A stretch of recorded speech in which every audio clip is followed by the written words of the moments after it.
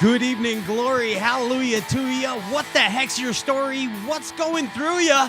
Conquistadors and conquistadorettes. This is the glorified version of a Bass and Talk Show, and I'm your host, Pat Renwick. Hello, Bass Galaxy. Hello.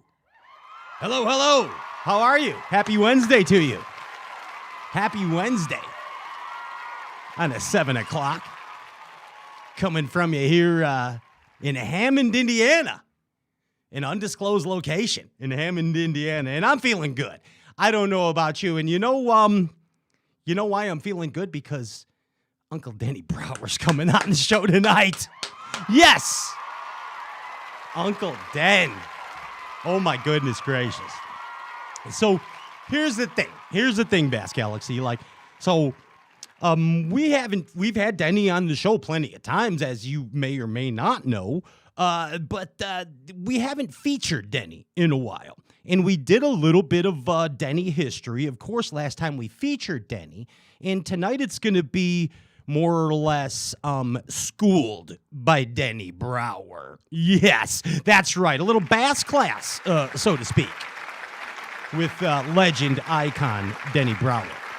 Now, here's the thing. So... here's the cool thing about when Andy and I get to do these shows with legends. We get to ask selfish questions. Let's just be honest. We get to ask things that we want to know about. So here is what we're doing to pay it forward so it's not so selfish. We're going to have two of you lucky viewers, two lucky Denny Brauer fans, get to play cleanup for me. So if I forget something... you get to zoom in. Andy, how are you handling this? Ladies and gentlemen, Andrew Ellenberger. He's a ginger ninja, by the way. That's Andy Ellenberger. He produces the hell out of this thing. Hi, Andy. How we doing? Hi. So we're going to have Jake randomly pick two in the chat board. Okay. On the Facebook chat. Gotcha. He will DM you if you get picked. If you have Zoom, if you're able to do it, if you have a good question, he'll give you the Zoom link. When you join in on the Zoom, put your name and where you're from so I know who it is. Gotcha. And then we'll bring you in when it's that time for the segment. So two peeps. Two people. Two peeps. Okay. So keep watching the show. You'll know when it's about that time. And you're playing cleanup. Yep. You're playing cleanup for me. So make them no Senko questions. No. We're not having that. Make Mama proud. We're not. We're the good. Like dig deep. Good dig stuff. deep for Mr. Brauer. You know what I'm saying? That's the deal right there. You feeling good, Andy? Yeah. It's a Wednesday night. This is a glorified version of a bass fishing talk show. I like paying things forward. I think that somebody is going to come up with something good that we forgot about. So let's hope here. Hey, right here, right now, I want to congratulate Mr. Cooper Gallant. Yeah. Yes, sir, on your open win there, Cherokee. Good job, Coop. You're freaking awesome. You're a champ, dude. You're a Canadian champ. The Opens. It's pretty awesome. See you at the BMC. I like those yapkas. Also, good luck to our horses in the race tomorrow at the Elite Series at Chickamauga. Yes, at Chickamauga. Good luck to my brothers out there tomorrow. I want to tell you, I've only had the boat out a couple times this year, my boat, and man, I love running that dang aluminum boat. There's something special about it. I forget all the time how nice it is to just get up and go and got up and went. You know what I mean, Ginge? That Pro XS, dude, with the XF 189, that Crestliner, it's just light. It's fast. It's light. And it's loaded with Maxent, yet it still gets up and goes. So check it out, Crestliner.boats.com, the XF line. Check it out from 115, or no, I think from 75 or something, to up to 150. Offering you all kinds of options. Speaking of Berkeley and Maxent, it is Maxent season. It always makes sense for Maxent, but here's the deal. The new Berkeley 3/8 Finesse Jig is a gem. It's a freaking gem. I don't know what to tell you. Now, here's the other deal. Like Jigger Craws, Creature Hogs, that's nice behind there, but don't forget about the shapes, the regular old-fashioned chunk shape. Ginge, what do they call it? Maxent Power Chunk, or what is the hell is it? The Power Chunk? Just the one that looks like the Zoom. Meaty chunk. The meaty chunk. Yes, that's the deal. It's Maxent. It's superior to no other scent or every scent. I don't know what that means. Yeah, every other scent in the world except Maxent. We don't even know what I'm saying. Hey, but here's another thing I do know what I'm saying that works every time this time of the year. Fritz sides. Ginge, who's got Fritz sides? Every Omnia. Yeah, Omnia's got freaking Fritz sides, and you're like, everybody's got them right now because you were mad. You're like, everybody's throwing a damn Fritz side now. Way to go. Just stop talking about the Fritz side. Everybody knows. Stop it talking about. I'm sorry, I think freaking awesome. It's our job. Impulse lithium batteries. Guess what? Get up and go. Got up and went. Lighten the load, and 36 volts in one battery. I dig it. It's all right. It's the deal right there. Hey, if you haven't signed up, Half a Spot Official, big things coming up. halfaspotofficial.com, and go follow, like them on the Insta. Sims, thank you for keeping me warm and toasty. That's been happening here a lot lately in the north. Yesterday out there in just a vest, and then boom, all of a sudden it's like that Mother Nature opens the gale force can of winds, and it's crazy. And thank God for layers. Layers is an amazing adventure. Do you know that? Layers is an adventure in inventions. You know what I'm saying, Jen? You don't even know what I'm saying. Hey, here's something I'm making observations. Today's opening is observations like that I made on the water. Because here's another observation. I should have broke a regular trolling motor handle many times with some problems I was having yesterday. But that G-force is tough. It's tough, dude. Beavers can't even chew through the G-force handle. Did you know that? Beavers cannot chew through it. Moving right along. Speaking of TH Marine and beavers, I don't know what that segue was, but had a good time on the Bass Buzz with Luke Duncan last week. It's available now on the podcast. Ginge gets them up on all platforms. Ginge, we got a special like and share tonight. Yep. We do. It's a lot of stuff going on and a lot of words here in this opening, but the like and share is kind of a deal. I think it's like a whole barrel of whiskey or something. Is it? No. Isn't it not? It's not a whole barrel of whiskey, is it, Ginge? No, but it's a bunch. Whoa. Look at these two. They took their whiskey home. Look at you, Gypsy and Gypsette. Yeah. Cheers. L'chaim. Salanche. What's going on there? How's everybody doing? We're doing good. How are you doing? Great. Good. Uncle Denny's going to be on tonight, so you know what I did. Yeah, you got whiskeyed up. You took your whiskey home. We might have had dinner before that. Maybe, but typically when you guys see me, I'm drinking a 10-cup rye old fashioned. That's what I drink in my old fashions. When I drink, whiskey sodas, whiskey on the rocks, I drink regular 10-cup. Tonight, in honor of Uncle Denny, I'm drinking the 10-cup 10-year. Wow. Holy cow. Courtney. Yeah. Courtney. Yeah. He's on the 10-year, Court. Yeah, and I like this. We'll see what this evening brings. Yeah. You never know. You might get lucky.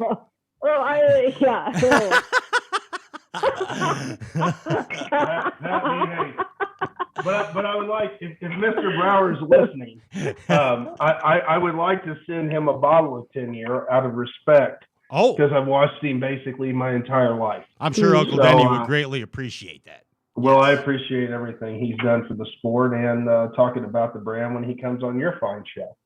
So, Denny's the man. And speaking of the man and the woman, just I would be amiss if I did not formally introduce Luke Foley, the Whiskey Gypsy, and Courtney from 10 Cup Whiskey. Give it up for the 10 Cup Word of the Week duo right here. And every week. I haven't even heard what it's going to be this weekend. This is going to be a good one. I'm surprised to all of us. So here's the deal. It's going to be a little bit of 2 words. Okay. I think the Bass Galaxy will know what these are. I like it. Hold on. Slow down, fools, because I was teasing with the like and share at the beginning before we brought you on, but I gotta go full out here now. So, 10 Cup Whiskey tonight is sponsoring the like and share contest. And I don't know. I heard it's not a barrel of whiskey. It's not a barrel of monkeys, and it's not a barrel of monkeys, and it's not I don't know what it is, but it's some kind of like magnificent prize pack. What could it be? I'll make it worth their while. Wow. So it's a mega hella super supreme worth your while Tin Cup Whiskey pack from Luke Foley, the Whiskey Gypsy, and Tin Cup Whiskey. And Courtney, of course. I feel like I'm probably going to be carrying things out of the office to make sure it works and make sure it's great. Yeah. Oh, yeah. I want you to cherry pick the good for the peeps. Okay. I will. Yeah. I have some ideas already. All they have to do, Luke, is what? What do they have to do? It's that easy. How do you win on this show? They just got to like and share. They like and share this live feed. That's right. Take it off of private, okay? And like and share the live feed. At the end of the show, Courtney and Luke are coming back to announce this gigantic winner of this prize. And I imagine he'll be 10-yeared up even more by then. And it could be like a ventriloquist dummy and then and Courtney's just moving Luke's mouth.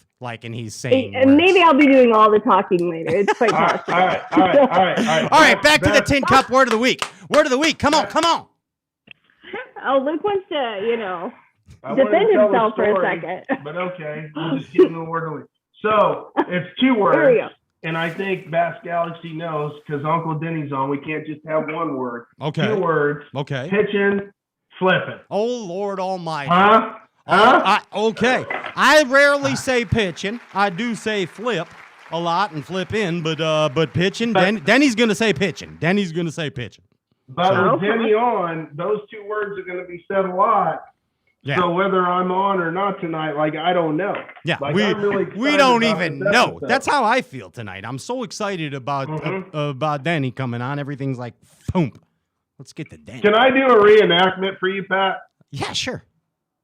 Okay, so I sent Denny some stuff this summer. Yeah. Okay. Yeah. You did not tell me that you gave him my number. Correct. So I am walking by this chair on my way out to work and my phone dings. Okay. And I had to sit down and compose myself because Denny Brauer, the legend himself, had texted me saying all these very nice things about what Tin Cup had done and so on and so forth. And I sat here for the longest time. Yeah. So I think it's fitting that I'm still sitting in this chair, excited to watch this episode, drinking 10 year. Yeah, just going to have a good time. How apropos. That's all we could say. That's all we could say. Yeah. Absolutely. And all they got to do to win a bunch of Tin Cup is like and share the live Facebook feed. You're coming back to announce the winner. Also, 2 lucky viewers get to zoom in with Denny at the end of the Denny segment. That's pretty cool. That's insane. Okay, and Ginge, did I get everything? I mean, I think we got it all right. Everyone wants Uncle Denny. So now let's just put the power poles down. Let's relax, and when we get back, it's legend Denny Brauer. Hey, Courtney. And what's your name again? Oh, yeah, Whiskey Gypsy. Yeah, that's you. Hey, see you soon at the end of the show with the big prize. See you in a bit. I'm Pat Renwick. Bye. Put them down. Power poles down. Coming back. Like and share. Big contest. Denny Brauer. Amazing. Peace.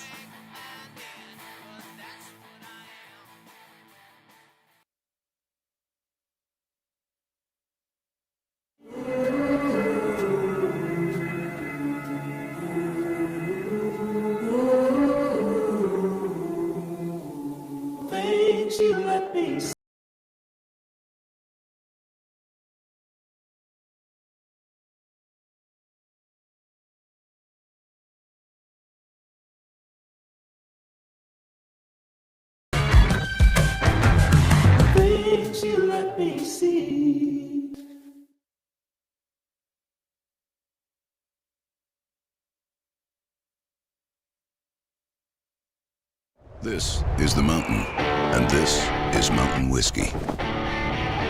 Unspoiled, untamed, forever wild.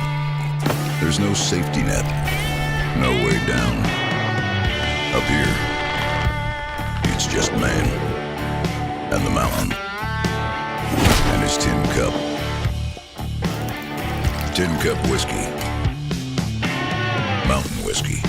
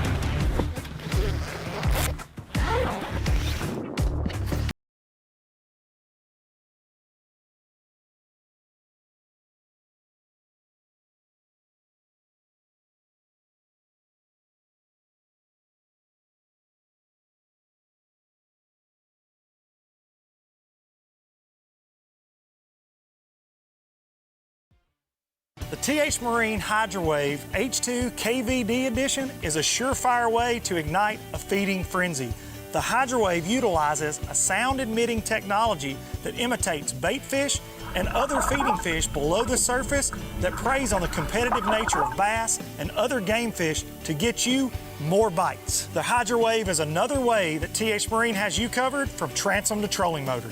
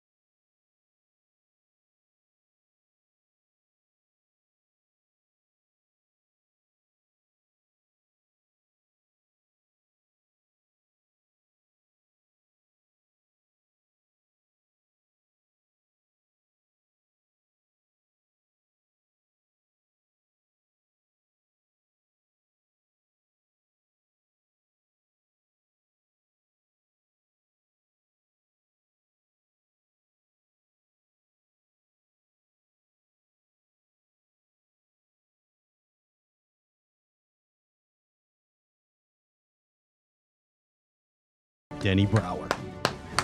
Yes! Uncle Den, How you doing? how are you doing? I'm just doing wonderful. You look wonderful. Surrounded by wildlife and trophies. That's very appropriate. It really is. That pretty well sums my life up. Wildlife and trophies. I like it. I like it, man. Hey, I just got to tell you right away, Denny.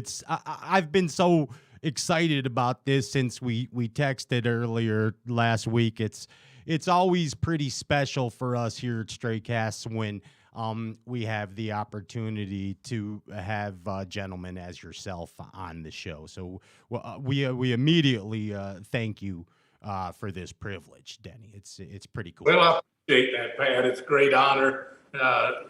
Anytime you want to have me on, I'll be more than happy to come on. Well, thanks, man. I mean, Denny, it makes us real happy. Like I got to tell you, when I was a little kid, man, I would have never figured I'd get texts from Denny Brauer. Like I just never even figured that was a real world.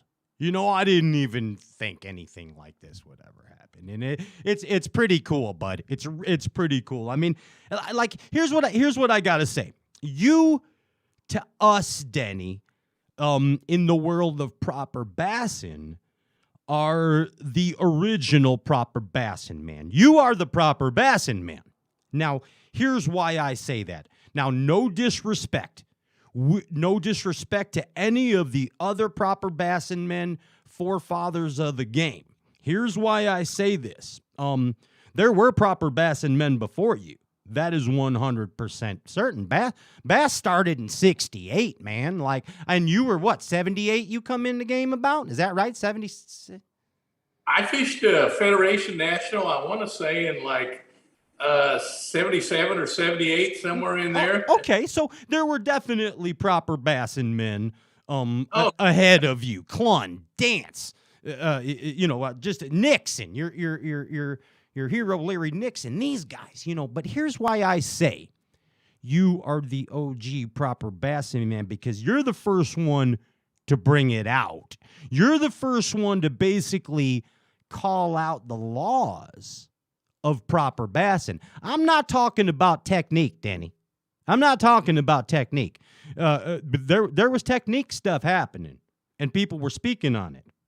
But you were the first one to kind of be a little boisterous and be like, hey, bud, I was here first. That's not proper. Get the heck out of my spot. Hey, bud, I don't believe you did that on the water. Or, no, this isn't how tournaments maybe should be run. Maybe we should try something this way. You were never shy to speak your mind.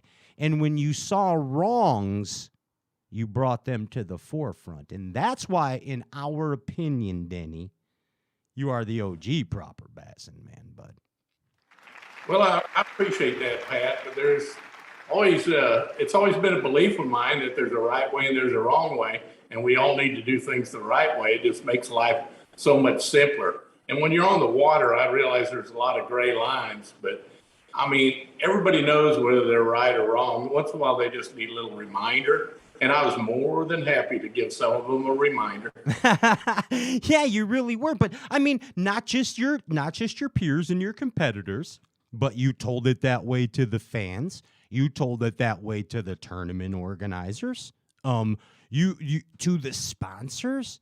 You were always, man, you were the first guy that kind of didn't give an F about. Maybe you were the first guy that was going to ask for permission or for forgiveness rather than permission in bassin. Does that make sense, Denny? Well, I think my goal and a lot of guys' goals were to always try to move the sport forward. And if you saw something that needed changing, it wasn't going to get changed unless you spoke your mind. And I never was real shy about not speaking my mind on some issues. And at times, it probably got me put on the bench, so to speak, but maybe it did help in some ways to make the sport a little bit better in the long run. Yeah, but I mean, and it's probably to do with your personality as well. I mean, quite frankly, I mean, like, again, like guys like Clun, they kind of just kept their head down and fished. They were thinking the same way you were. You know, Billy Dance, Jimmy Houston, OG proper bassin men, but they're entertaining. They weren't going to go into things right then, you know. But then here comes Denny Brauer. And Denny Brauer's like, this is how it is. This is what bassin is. This is how it should be. and that's why we love you, bud. Let's just flip a jig, and let's just flip a jig, you know? That's pretty much what it is. But Denny, everybody relates to Denny Brauer. I mean, that's a bassin man. I mean, let's face it. Anybody that knows any history of the game relates to you. I want to just a couple brief things before we really get into this, Den. But like to me personally, like I see some things in your career that I related to, and why, let's just say why you're special to us here at Straight Cast, and the whole thing with like the Letterman thing, okay, like you on Letterman, you with Ozzy, like for a guy that's from, let's just say, multiple multiverses. Okay, I love music, I love bass fishing, and I love talk shows, and like all that came together in a glorious place for me as a fan of all of that, and that's pretty cool. So I related to that, and here's what it is: it's consistency, and you're consistent. Letterman, always consistent. Might be the same show all the time, different guests. You know, little variations. You know, Denny Brauer, man, like you're consistent, bud. Like it's there's a flip bite, Denny Brauer's on. And I think people enjoy consistency. So that's enough about that. But Denny, I don't know, bud. Let's get schooled. You ready to get schooled? Are you ready to school people, Denny? Man, I'm always ready to school somebody. So we've done history before with you. Last time you were featured, you've been on tons of shows as cameos with Hackney and Christy and Seth and Billy Lowen you were on with, but we haven't featured you since 19. And we did history then. We did Denny history. So if you want to get some history, back up on that one. But now we're going to get schooled. We're going to talk about Denny the Derber and Denny the Flipper. Okay? We're getting real tonight, buddy. We're After this show, yeah. We're breaking it down, man. We're breaking it down. Because, I mean, so what came first, the Derber or the Flipper? Oh, the Flipper. The Flipper. All right. So here's what I got to ask you, Denny. Do you remember your first time? You know, I mean, everybody remembers their first time. You know what I mean, Uncle Dan. What are you talking about, flipping? Oh, yeah, flipping. Yeah, flipping. We're not talking about flipping. Yeah. You remember your first time out there flipping? Tell me about it. Yeah, I really do. I'd read a little bit about the technique. D. Thomas had come from the West Coast to Bull Shoals, won a tournament. Bassmaster, I think that was in 1975.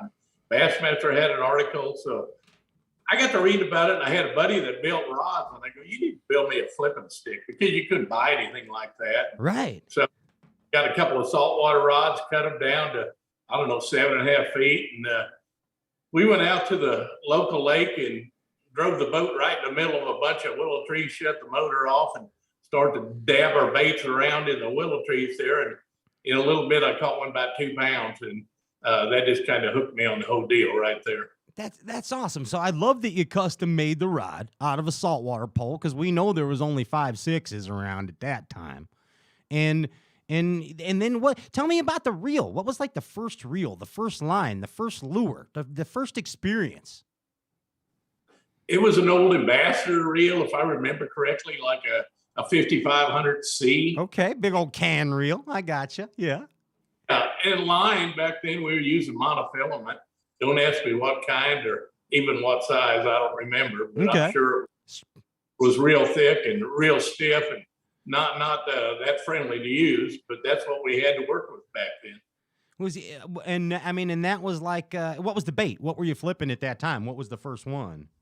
It was actually a hair jig, really? Which I got from the West Coast. It had a weed guard that you actually kind of had a mold and curve around the hook. Had a terrible hook in it, and on behind it just had a pork frog, and that's what I flipped for the first couple of years until we start to get into baits that had living rubber and things like that. Was there a weed guard on that first hair jig, or were you kind of just daubing it around the willows without a weed guard? It had a weed guard on it. It had a fiber weed guard that you kind of mold around the hook. It's actually an adjustable weed guard, and it was fairly weedless, but the hook in it was absolutely horrible. In an old hair jig. That's pretty cool. That's pretty cool. I mean, like I know before D. Thomas, they were doodle socking and jigger poling with baby bottle nipples and pieces of actual pork razorback. You know, I mean, that was the original baits, wasn't it, Uncle Dan? Exactly. I mean, that's pretty nuts, man. Hey, I want to back up to the thing about Bassmaster for a second, because you said you read a little thing about D. Thomas in there, and remind me if you can, or Andy, when we start talking about the Durbers, I think Bassmaster changed your life, and I'm going to tell you why then. Okay, I'm going to tell you why then, but I think it's pretty amazing that you already mentioned Bassmaster. But back to the flipping. All right. So Denny Brauer learns how to flip. You're in a bunch of willows. You get hooked you hook a 2-pounder, and now you're like, this is amazing. This is better than making little roll casts with a 5.5-foot pistol grip rod. I'm crossing their eyes, and boom, they're in the boat. It's nuts. So now what happens? Now what happens with the whole flipping concept in your brain? Do you take it to tournaments? Are you on the water for a while and in a non-competitive level fishing the flipping technique? What's the deal?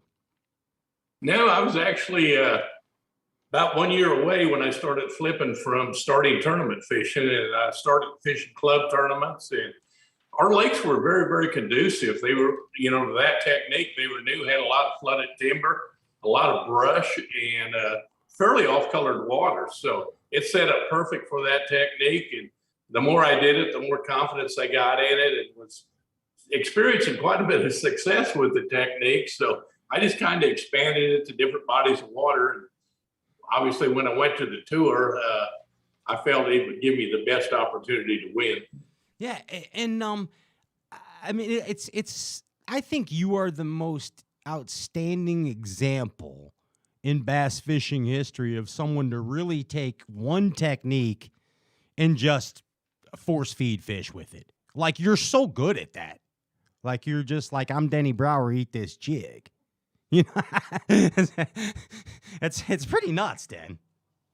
Well, I think there's a little misconception there. all anglers have a certain strength. And when the conditions, the lake, everything sets up right for their strength, they may only be fishing against 8 or 10 guys in the whole field that are as equally good at that technique as they are. So the odds go up of winning. And, you have a stretch where you have the right conditions and it plays into your technique. Obviously, you got a better chance of winning tournaments. But if I look back over the career in tournaments I've won, top water come into play, spinner bait, baits, a lot of other lures come into play, but it sure helps when you got a strength to rely on. Yeah, that's you exploited your strength, and that's a great quality. I mean, it's an amazing quality that athletes are able to really capitalize on any of their strengths. Same thing for like a jump shot, bud. You know what I mean? If you got a good jump shot in basketball, exploit it, right? That's what the athletes do. I think it's pretty cool. Hey, you touched on something when you first started talking about when you were beginning to flip, and that was the watercolor was conducive. You had a lot of fertile water, good cover in the water. Was this Ozarks? Were you in Missouri at the time? No, I'm still living in Nebraska. You were still in Nebraska as a brickie. Yeah, they had a chain of lakes around Lincoln, Nebraska called the Salt Valley Chain of Lakes, and they were fairly new, and the fishing actually was very, very good. You just didn't catch many fish over 5 pounds. But as far as going out there and having a good day, there was many days I was able to catch 5 fish that weighed 20 to 25 pounds, but you weren't going to get any better than that. I got you. And then, what I found phenomenal about your flipping prowess is, especially like in those Ozark days, a lot of people were really into the dock skipping technique, but you're still out there with the 7.6 flip stick, and that's your strong point. Tell me a little bit like why that's are you actually skipping with the flip stick in a pitching type deal? When I first started out, Pat, the flipping stick itself, I thought was a real detriment because it really took away all your ability to make accurate presentations. It took away your ability to make a hook set without maybe tearing too big a hole in a fish because they were just basically rebar type rods, very, very stiff, no action. And I worked to design a flipping stick with a 80-20 type action where 20% of the length right out the tip was flexible enough it would help you be able to pitch a bait so that you could flip with it and pitch it. And once it loaded up, you still had that 80% of backbone to, really drive the hook in and land the fish. And once I went to that rod, the success level really picked up. It enabled me, as you said, to be able to skip a bait, skip it underneath laying down trees, up underneath boat docks. And it really opened up a window of opportunity to reach fish that most guys weren't able to reach. So you could go down a bank behind somebody, whether it was boat docks or laying down trees, and you were actually fishing for different fish than they were fishing for. And plus some of the biggest fish that live in the lake live in them hard to reach places. So it really helped to improve my success. And you're with the 7.6 flip stick. You're flipping docks. Is it just a quick underhand skip pitch? Is that what you're doing? Or are you just focusing on each individual piling? Is it a combination? Are you actually skipping in conjunction with the flip in those OG days? What were you doing? The two things in order to do it right, because as you transition down a bank, you're going to run into multiple types of cover. And some of them you might want to be flipping to be more precise. Other ones you might need to skip or make the pitch in order to get to the target. So yeah, you need a rod that you can do all techniques with, where you're not picking one up, laying one down, etc. It just makes you more efficient with your presentations and time utilization if you're in a tournament itself. I like that. And I know that kind of seemed like maybe a silly question, but the purpose of it is what you just answered. So many people think that they need that 7-foot rod, that 6-8 rod, whatever, for skipping docks, where you're disproving that. You have the 7.6 and you have the extra leverage and the power in conjunction with it. So I think that's pretty cool. And you obviously made it work well for you on on the Ozarks when that transition happened. That's for sure. Yeah, a lot of us is time on the water. The more time you spend on the water, the more comfortable you're going to get with your equipment. The more you're going to figure out actually what you can do with it, figure out its limitations, and hopefully it'll make you a better angler because of that. What's the number one Denny Brauer dock skipping lure? What's your number one go-to dock skipping? Nowadays, it's the Strike King structure jig, just the way that bait's built. It skips. I mean, it skips like a rock. It's got a cool head on it. Yeah.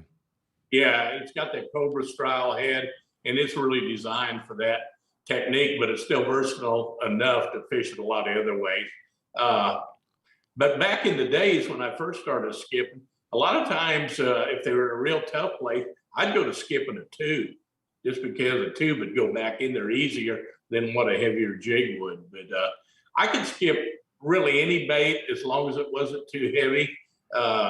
Part of the key was how you rigged the bait, trailer wise, and that you didn't want it too big and too bulky. You wanted it where it was designed to skip, so to speak. But it's just like skipping a rock. So much of it's the angle, where to start the skip.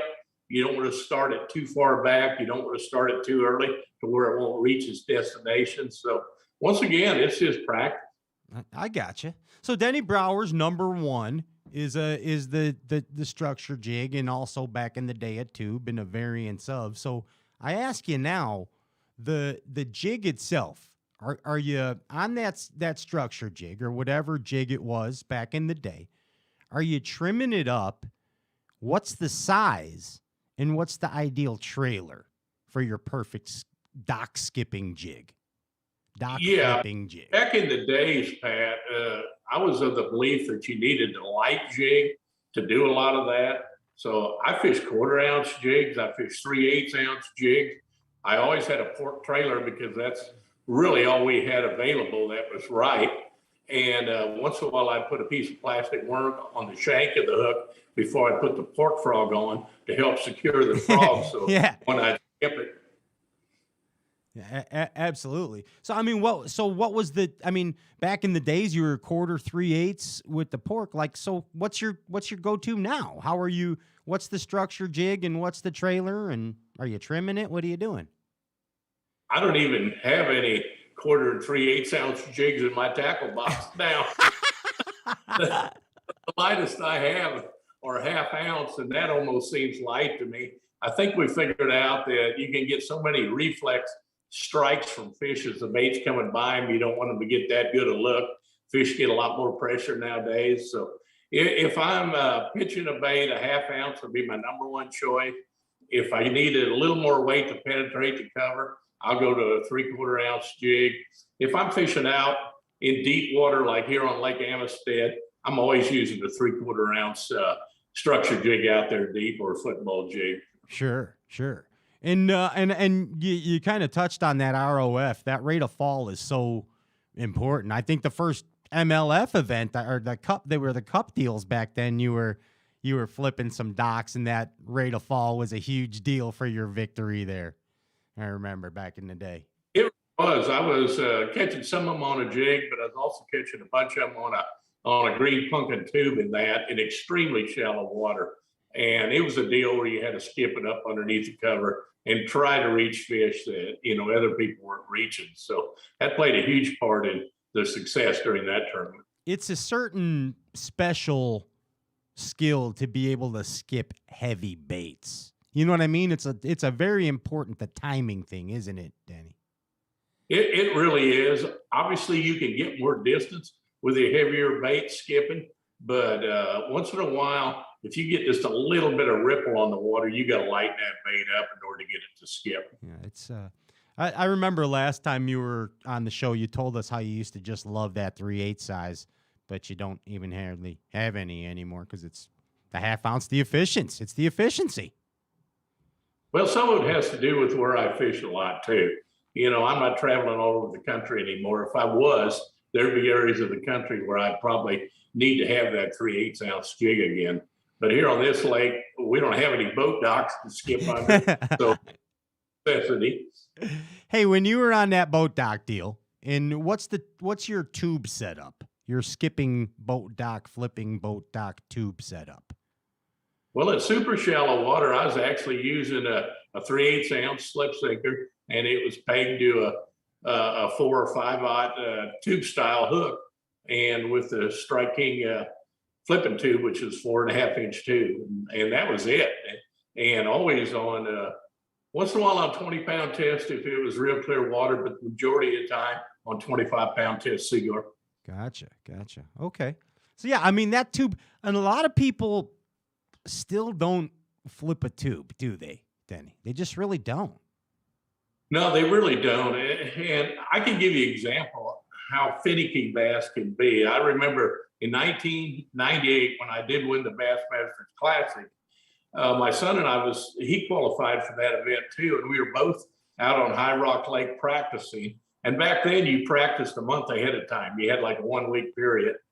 And I'd found those fish flipping the jig and laying down trees.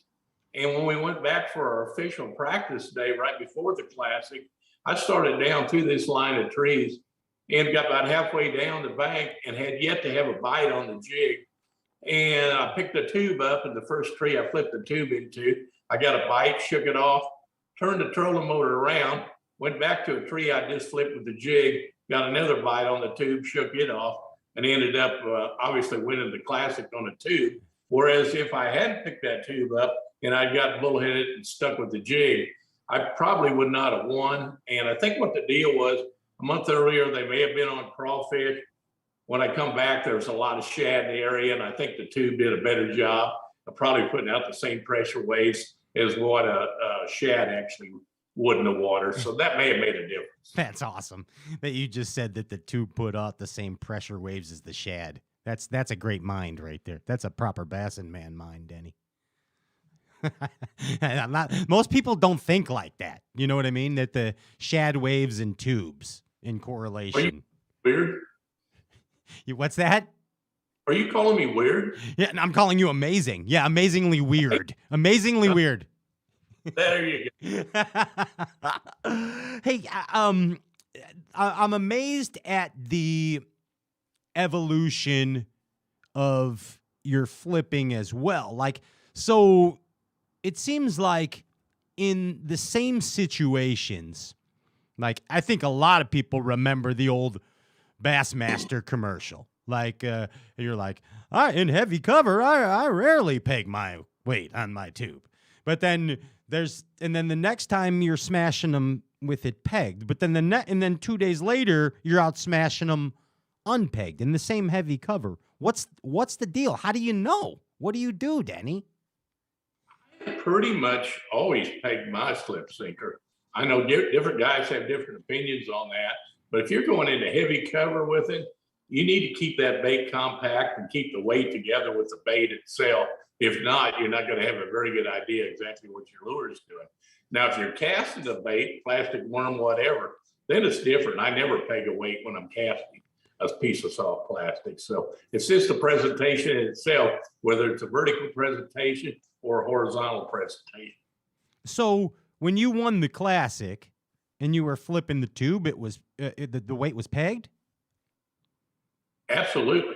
Gotcha. So I got to tell you something. I'm going to make a confession here. In my mind, all these years, as I've seen it in my, you know how minds see things, like I thought that you did not have that sinker pegged in my mind this whole time since I was a kid. That was a long time.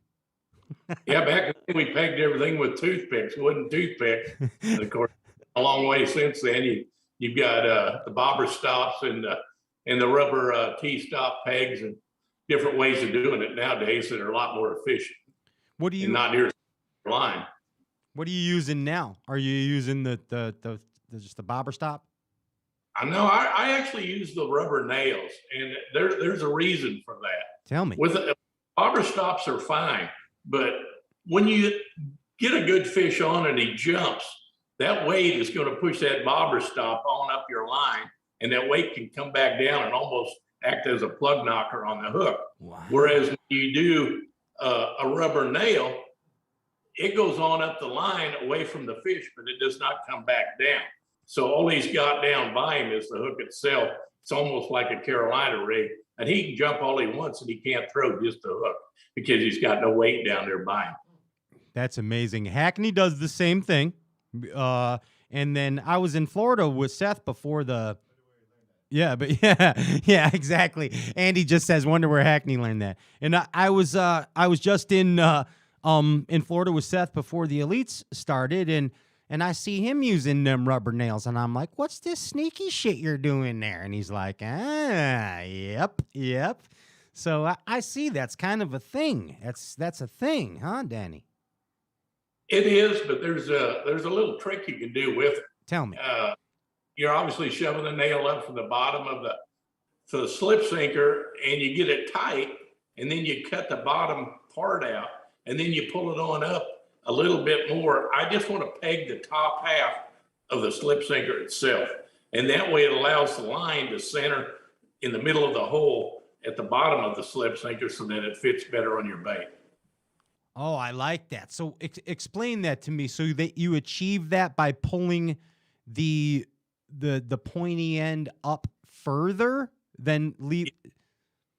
You pull it up tight, then cut the bottom off, even with the bottom of the sinker, without cutting your line, obviously. Yeah. And then you pull it up even tighter to where you're only pegging the upper half of the slip sinker, and then you trim the top off, and then you go ahead and pull the sinker, 6-8 inches further up your line, and cut that line off just in case you did any damage to it while you were snipping off those two ends. Gotcha. Okay. I'm going to the nails. I'm doing it. I'm going to the rubber nails. I got to do it. So when yeah, I could tell.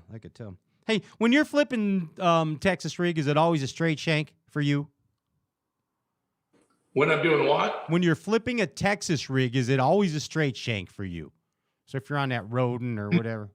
If I'm flipping a tube style bait, it's going to be a tube hook itself, where it's an offset type of hook where it lays parallel, the point does, with the top of the hook. If it's a solid bait, then I'm going to use a straight shank hook. You're going to use a straight shank hook. Okay. And so the tube hook, is that just basically an EWG style that you're referring to? Exactly, Pat. Okay. Gotcha. So for tubes, EWG. For your rodent, beaver, crawdad type baits, it's all straight shank. All straight shank, exactly. Gotcha. So those are the two hooks that play a part in my flipping. Okay. All right. Now, as far as like your flipping organization, do you think you're an organized guy, Denny, as far as your tackle organization and your flipping tackle? Yeah, if we were in my Ranger boat right now and I opened one of the lids, you might think I'm a little too organized. Everything's labeled, and I know exactly where everything's at. I know what color bait I need to go where to find. I'm very organized because I think I'm a creature of habit. And one thing I looked at in tournaments is how can you get an edge? And the more you're organized, the more efficient you're going to be, the more you should be able to get in a few more casts during the day. And every little thing adds up to a few percentage points over your competition. So if you got to sit there and take 10 minutes to find a bait, you're losing ground, and that's not what you want to do. How do you store your sinkers? In a box or in bags or what? No, they're in a box. They're in a box. I've got a designated for my sinkers and hooks. And your hooks are in a box as well, in packs or individual? No, they're in little compartments according to size. Okay, gotcha. And how do you store your plastics? What's your method for that? I've got everything stored in hard boxes. With some of the plastics, like some of the Rage stuff where it's critical, where they keep their form. The Rage swimmers, a perfect example. I'm going to leave them in the package themselves to where, and I'll have a compartment where I'll have them in larger bags labeled so I know what's in that particular bag, but they're still actually in the striking package. So, and then what about the jigs? How do you store your jigs? I got them in a hard tackle box. I got a bunch of Bass Mafia boxes that really do a nice job, and that's what everything's stored in. So is it like structure jig box, flipping jig box, swim jig box. Is that how you set your stuff up? You hit it right on the money. If you open my lid, those three would jump right out at you. Okay. I've got a foot jig box, a structured jig box. I've got the flipping jig box. Obviously, I got a swim jig box. You've got the Thunder Cricket box, the vibrating jigs. Every one is labeled and ready to go. You get into that swing head, Denny, that structure head, that like that biffle head deal. You much into that? Not that much. I probably should fish it a little more because I know it can be very successful. But between just fishing the structure jig and fishing the Thunder Cricket, I figure I accomplished a lot of the same thing.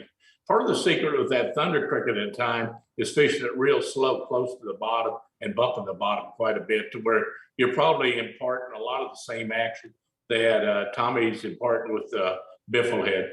Interesting that you said that. All right, do you like throwing that? You're a Strike King guy. You like that razor? What's it called? Razor minnow, razor shad on the back. What do you throw?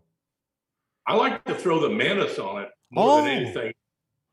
That regular menace grub on behind it really has a nice action. It makes it halfway compact.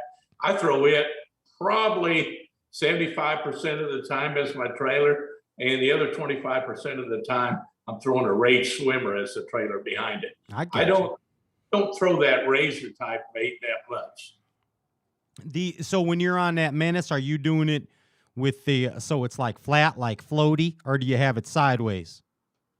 I always have it flat. I know some guys like to fish it sideways, but the action of it flat, I think, it can resemble a crawfish or it can resemble a shad, either one, or a bluegill. I throw a lot of green pumpkin down here and color the tail of the menace chartreuse, and I know it looks just like a bluegill to the fish in the water. So you can do so many different things color-wise with that bait, and also weight-wise. I mean, 3/8 to 3/4 ounce, you can do a lot of versatile things with the different water columns. I like that you said you're crawling that deal on the bottom, and that menace, by the way, what an amazing shape! Just the shape of it is very, very good. It's a great punch bait. It's a great trailer. It's a very versatile piece of plastic, and it's become one of my favorite baits that Strike King ever came out with. What's one of the biggest mistakes you see people doing when they're flipping or pitching? Oh boy, probably not totally aware of what their bait's doing. I fish with a lot of guys, and I know they got to buy it way before they do. It's a technique that you got to really be focused not only on the presentation, but you got to be focused on what the bait's doing at all times. Whether the fish are hitting it on the drop, whether you got to pump it a couple times to get the bite. How long do you need to leave it in there? They don't pay attention once in a while to all those little details. They don't pay attention to whether their bait was on the sunny side of a tree or the shady side when they got a bite, the windy side or the calm side. It goes on and on and on. But in the technique of flipping and pitching, there's so much information available that the bass will tell you when you get a bite that you really need to be aware of that and pay attention so that you can duplicate it. And the guys that pick up on those little things, man, they can fish so much faster because they know exactly how the fish are set up. They know exactly how they're hitting. They know exactly how their presentation needs to be made. And their success is going to go up immensely because of that. Yeah, it's an awareness game, that flipping. It's like aware all the time.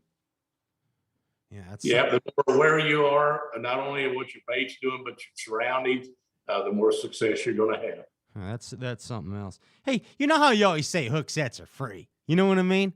Like you're I love how you say that. And it, like, do you set up into nonsense a lot? Like, do you set up into stumps? Or are you pretty much always on? You pretty much know?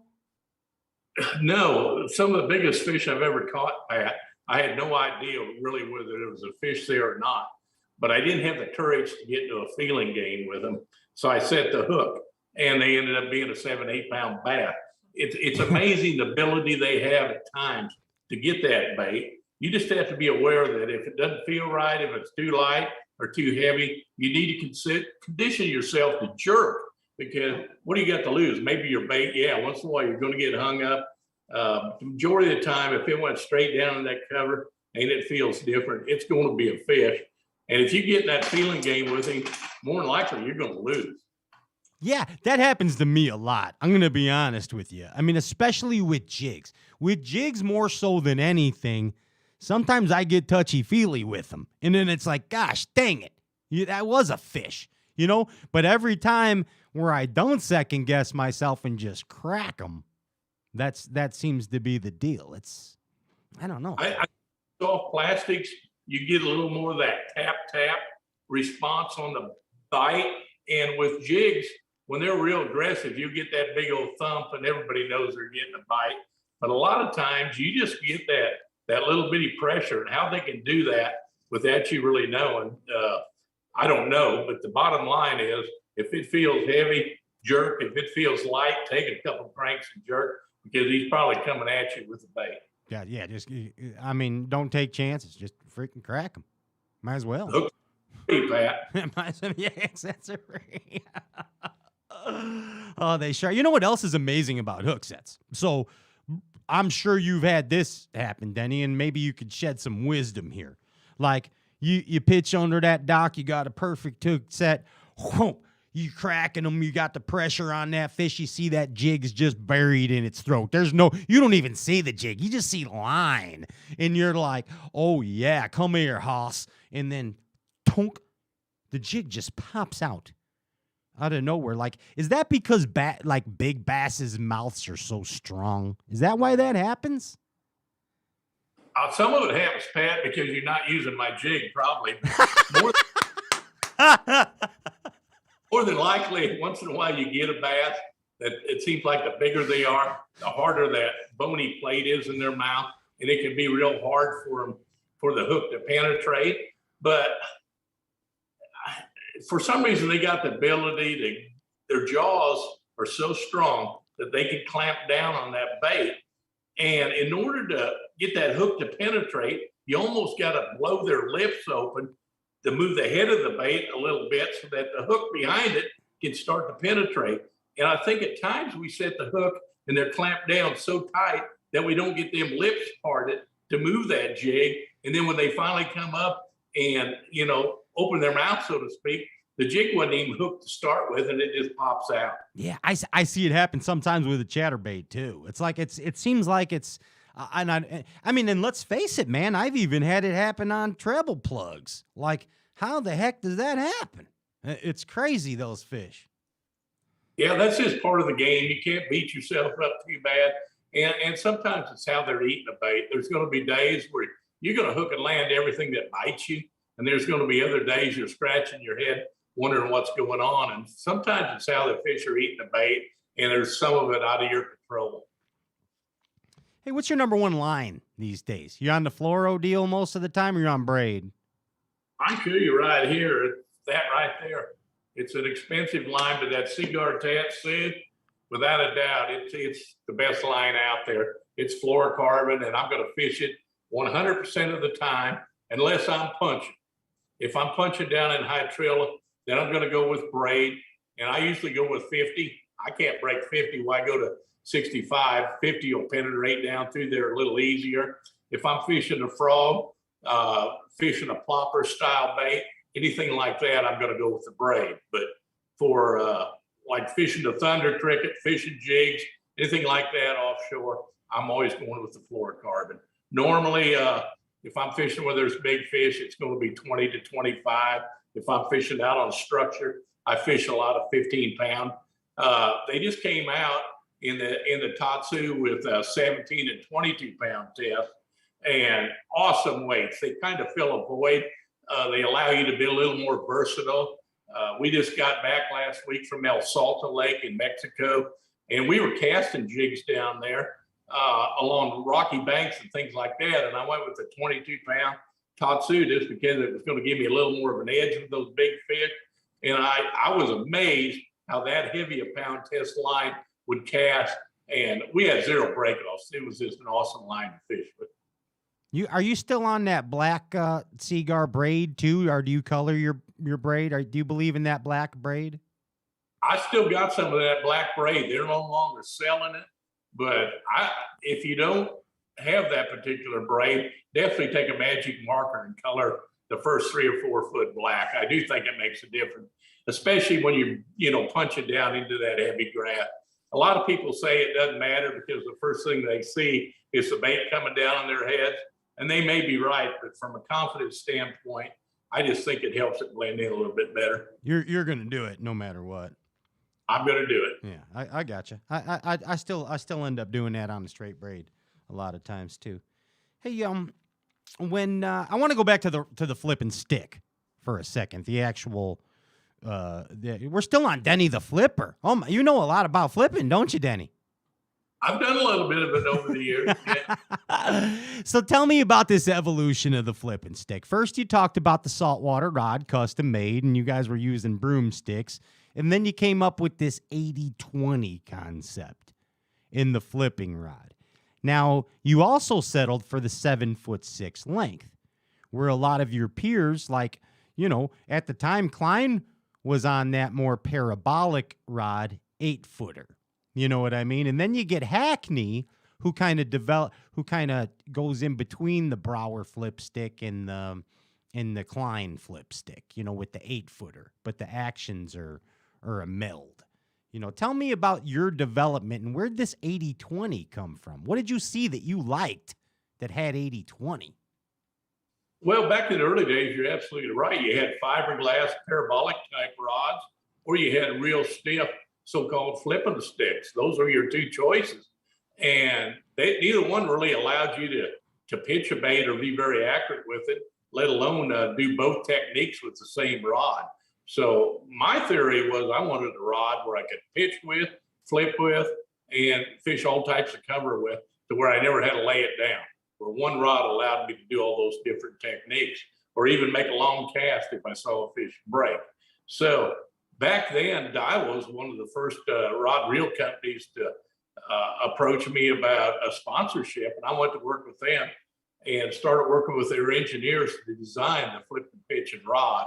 And I don't know if you remember the old green flipping stick. Of course I do. But it had quite a cult following, and that's what I ended up with, a flip and pitch and combination rod. And once I got through to the engineers, what I was after was a flexible tip that went about 20% down the length, and the rest of it was backbone.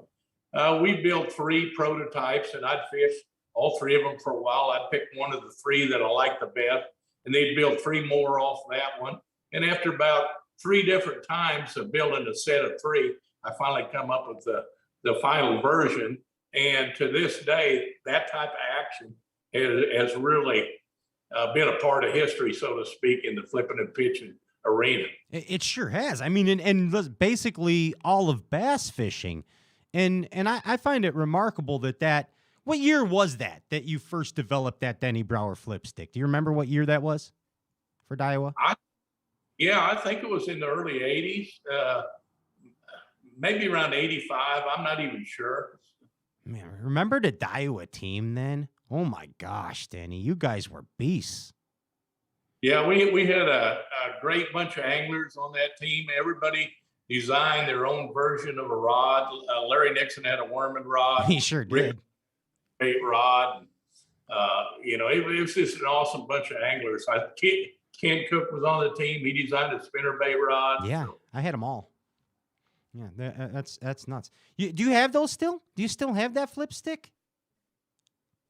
I just happen to have one right here that still has the plastic wrapping. Wow! If you remember correctly, they collapsed. So yes. Back then, this rod has never ever been fished. So yeah, I've got a few things laid away, Pat. Wow, that is freaking amazing. That's nuts. Still wrapped up and the telescopic flip stick. Wow. There's people freaking out right now. Like, I wish Denny'd put that on eBay. They're saying right now. That's what they're saying. You know that. Well, everything's got its price. You heard it, Bass Galaxy. Contact Denny Brauer. You can tell that if I get a 50-gallon barrel of that 10-year-old tin cup, that rod is his. Wow. All for a barrel of 10-year Denny Brauer flip stick. I'm putting in. Yeah, 50 gallons. That shouldn't be. Shit, that ain't nothing. That ain't nothing. We got you, Uncle Dan. That's amazing. And what was the original the flip reel that went with that? Was that silver Daiwa? Oh gosh, no. I want to say it was like the TD1 maybe. Oh, the black one. The black one. Yeah. What'd you say? That's been a lot of years ago, but I think it was that black reel. Yeah, I remember now. That's awesome. Pretty nuts. So when you redesign the Lose ones that you flip with now, is that same 80-20 deal? Were you duplicating kind of your Daiwa deal? I have not designed any rods for Lose yet. They've got a whole line of signature rods that they came out with that some of the other pros designed. But I guess they lost my phone number because I haven't designed anything for them yet. Oh, my goodness gracious. Well, you know why? Because all their rods are already 80-20. They're like, well, we already got the Denny Brauer flip stick. That's why you're comfortable with them. No, most of these projects were started before I really got on with Lose.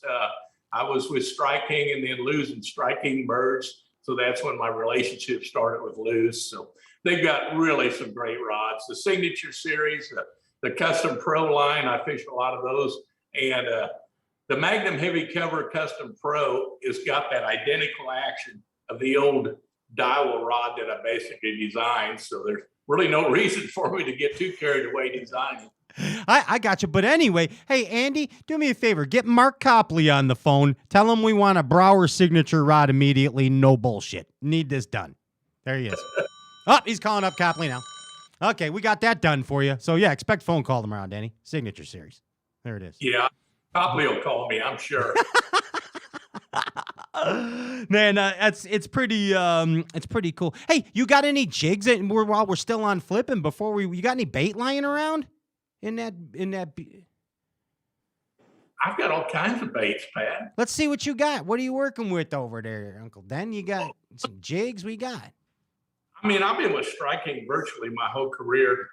And this is kind of one of the original jigs that I designed, the old pro model rattling jig. It's got the rattle on the back. That hook, I don't know if I like it real good anymore, but it makes place. Hold that right up to the camera, as close as you can, okay? Let's see. I think over to your left a little. How's that? Yep, boom, perfect. You're nailing it. That's my name. Yep, that's it right there. That original head. Show me that hook again, okay? Show everybody the hook. Now, Denny's got the original blue Denny Brauer Pro model jig. Did you trim that week? What's that, Den? I walked all over you, Pat.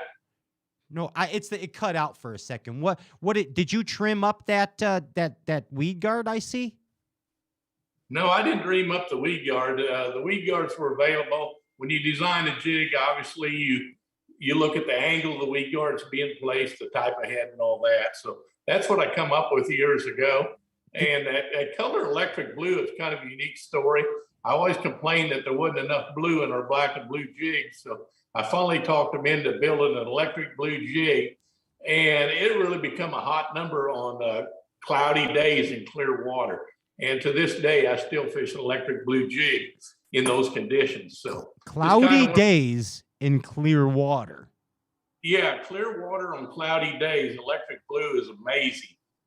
Wow. Works. I don't know how it works on smallmouth, but it sure works good on largemouth. Okay, so does the flippin' blue the same thing? So I know they're different colors, but does that the same principle? Is it that blue? I think the brightness of the blue probably plays a part. I always looked at it this way. When we had black and blue jigs for sale, you only had so many pegs, and the black and blue peg would always be gone because fishermen were catching fish. Yeah. So we had like 3 different black and blue combinations so that we could have more pegs and would never run out of jigs for fishermen to buy. They were all equally successful, but in certain conditions, I had more confidence in, say, muddy water. I'd fish a black jig with blue flake, and in stained water, I'd fish a black jig with blue accent on the belly. And in clear, cloudy conditions, I'd fish electric blue. So I had little ideas on which one would work best under what conditions. Aha, I gotcha. So in clear water, in clear conditions, is it green pumpkin? Exactly. Gotcha. 100%. And you never throw the straight blue in the dirty water, in the dirtiest of dirt? No, I've thrown it, but my success has always been in clear water, cloudy conditions. Gotcha. Okay. I get to make water clarity. I look at the sky condition, and I'm going to base my color choice on that and pretty much run with it. Invariably, you don't need a ton of different colors. You just need colors to cover all those conditions. I got it. I love that you said dirty water is a black jig blue flake, right? Then you got... Well, of the different color blues I'm using. Now, we've got a color called Texas crawfish. It's black. It's got some chartreuse in it. And that's probably my number one dirty, muddy type watercolor. The Texas craw is the muddy water jig. Right. Or black and blue with the blue flake. Anything dark profile that'll stand out in that dirty water is what you want to fish. You don't want something that blends in like the green pumpkin, the natural colors. Natural colors are for clear water. The real dark, loud colors are for muddy water. So you go to in the stained water, you had the black with the blue bottom. And why is that? Like, what's the significance of that to you? The bass liked it. There you go. I ain't even asking no more because that's what it is. You just done it for years. It's remarkable, the electric blue in the overcast conditions in clear water. Mentally noting that 100%. Thank you for that, by the way. Hey, before we leave flipping, one more deal. I need a tip from you. I need a sneaky tip for the Bass Galaxy, like whether it's a surefire flipping pattern that seems to work everywhere you go, or just something that's 100% going to put you more fish in the boat flipping. What is it, Ben? Oh, boy. I don't know if there's one thing I can single out, Pat. Everybody in water is a little bit different. Your cover situations are a little bit different.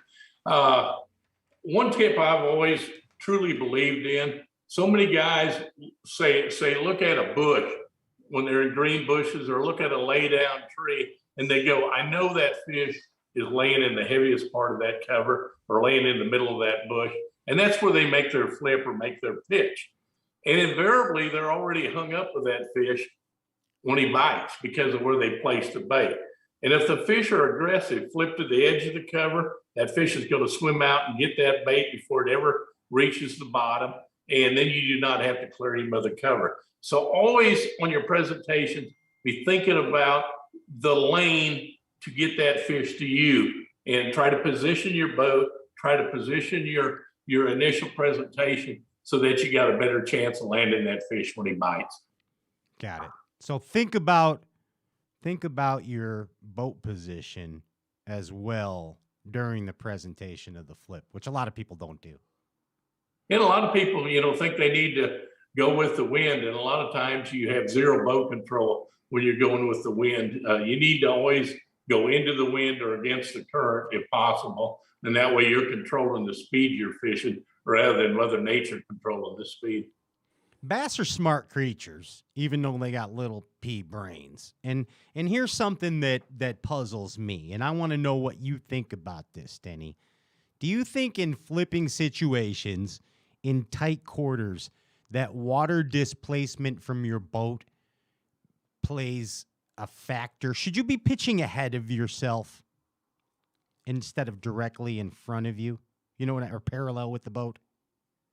I think it does. And the more pressure a body of water gets, lakes that are real popular, it probably becomes even more of a factor, especially with the bigger fish where they've seen so many presentations time and time again, so many boats coming by. The more stealthy you can be, the less movement in the boat, the less noise, the clearer the water, the further I'm going to stay back, obviously. When I'm fishing shallow and I know what the bank's all about, I even got my electronics turned off to try to be a little more stealthy. So there's little things you can do to give you an edge, but man, some of them big bass especially, you need to approach it just like you were out there hunting big whitetail. You need to be very, very stealthy. Realize that that fish is a lot easier to catch if you haven't put him on high alert.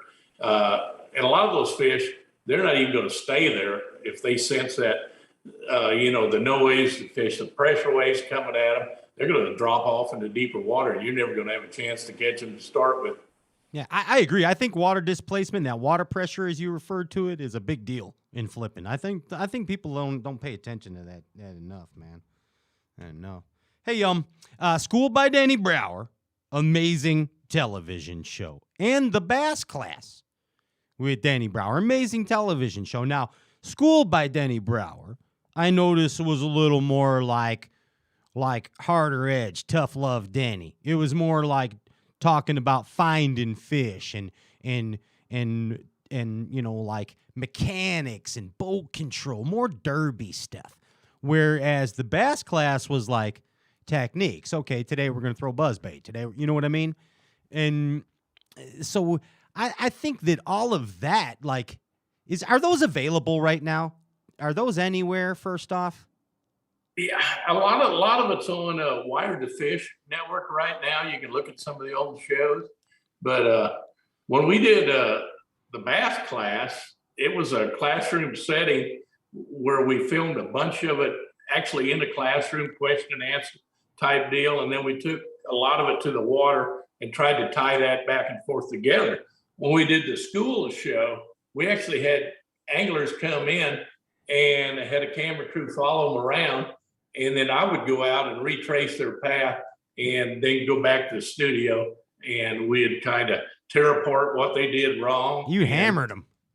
Well, and what they did right. Yeah. And like being criticized real well, I found out. Hey, I liked when you just went out on the water and did the same shit they did, and you just spanked them most of the time. Well, that was the idea of the show, to show people what was right and what was wrong. And some of the guys did an excellent job. I had an angler, I want to say from New York, catch an 11-pounder on the show, which was just absolutely awesome. Mm-hmm. I looked forward to that. And I have a bunch of them in the room here of VHS. I still have a bunch of the VHS ones. But the reason I bring those up is that kind of brings us to this part, Denny Brauer, the Derber, because those were accumulations of years of knowledge of tournament fishing. I mean, for those out there that don't know, Denny Brauer, you are a Bassmaster Classic winner. You are a Bassmaster Angler of the Year. You are a FLW Angler of the Year. Also, first guy ever on the Wheaties box. Also, I believe you were one of the first Derbers in the inaugural Bass Fishing Hall of Fame. Is that right, Denny? Yes, sir. Okay, so you are well-versed in tournament bass fishing. And here's when I bring it back to that whole Bassmaster thing. Another way that I relate to you, Denny, and I know you relate, and many out there do the same, is that whole escape with Bassmaster, and that the magic of that magazine. And I bring it to your personal experience when you, I believe it was a coworker. I think you told me one time you had a coworker give you a Bassmaster magazine. You were still a brickie, I think, at the time. And exactly, Pat. I was a union bricklayer back then, and one of the guys I worked with was a member of Bass, and he brought one of the Bassmaster magazines to work, and I got to looking at it and decided that was kind of neat. And we fished together quite a bit, and I got the information from him, and gosh, I've been getting Bassmaster ever since. So I'm actually a life member, and I look at what the organization did for me as far as my career. Awesome. I'm a big fan of Major League Fishing now. I also was one of the guys that helped start that, but I think there's room for two organizations, and I think they both play a special part nowadays. But my roots obviously come from good old Bassmaster magazine. Yeah, and it's crazy how that gave you your start. Like, that kindled the flame. And then And the fact is, like, you're a perfect example, Denny, of coming up through the ranks. Because, like, I think, you know, like, if I remember, is 78. It was 78. I know it was 78 when you fished the National. It was 78. I remember reading it. So 78, you're in that championship. And it was just a few years before that, but you went up through the ranks. You're a perfect example of Bass Nation, man. Give it up for Denny Brauer in the Bass Nation right there. Come on, bud. That spawned the Derber. Wow. All right, so let's get real. You're a 2-tour guy. You're on FLW and Bassmasters. That's crazy. At the same time, simultaneously. That means at the same time in the Bass Galaxy. That's pretty tough, Dan. How did you do that? It was a crazy time in my life.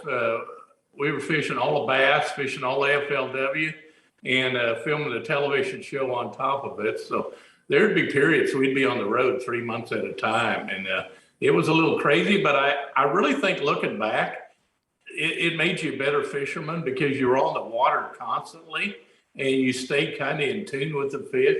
I just think you fished better. So I'm not saying that's a key to success, but I've always felt, the more time on the water, the better you're going to be. And I was kind of forced to be on the water a bunch back then, and it helped. What was your last victory? 2011?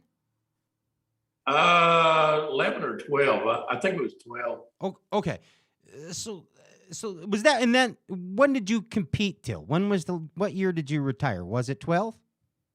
That's when I retired from, maybe it was 11 and I retired at 12. I'm not even sure, Pat. And then you fished MLF Derbs till when?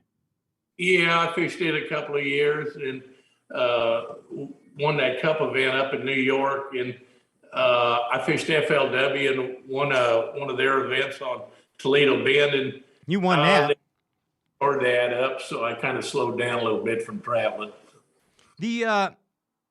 So I got to ask you this, like 78, Denny Brauer, the Derber, and let's just say 2011, Denny Brauer, the Derber. Did you practice the same way? When you got up in the morning and put the boat in the water, were you still practicing the same way, or did technology change that? Did your mind change that? I always looked at it as you needed to work real hard. And I think when I first started, I didn't realize how important that was. But after a couple of years, I knew I might not be able to outsmart everybody there, but they weren't going to outwork me. So I'd always be on the water, be the first boat in the morning. And I wanted to be the last boat out in the evening. And sometimes if there was a trailer left in the parking lot, I was going to go around the corner and fish till that guy took out. Nothing else. I was going to mess with his mind because he knew I was practicing. I like that you said that, the mental warfare of the Derby there. But I mean, so it was the same way. You were just out there until it happened, or until you thought it was gonna happen. Is that how you practiced? You know, once in a while you get onto something right off the bat, and you'd be able to expand multiple days on it. Other times it might be right before you had to go into the registration drawing meeting, the last day of practice, and you'd get a little something figured out. Once in a while you'd get nothing figured out, but you'd eliminate it a lot, and then you'd kind of wipe the slate clean and start over the first day of the tournament, and once in a while land right and end up winning the tournament, not having a clue really how you're going to win the tournament, but you kept trying to find something that would win.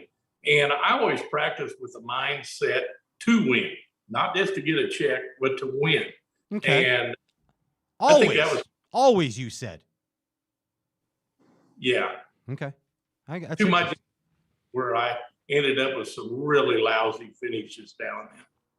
Yeah, but I mean, a lot of guys fish conservatively. I like how you said you always fish to win. Yeah, I just think it raises your percentages to have everything finally go right. You start fishing conservative and you're just never going to win. I think the attitude to have is, in order to finish first, you can't be afraid to finish last. And it kind of depends a little bit, I guess, where you're at in your career. Once I got established, I even got probably more firmly embedded in that belief and started totally fishing that way 100% of the time. Where early in the career, you'd always kind of look at points and you'd look at angle of the year and things like that. But once I won one of those, then my whole focus was just on winning.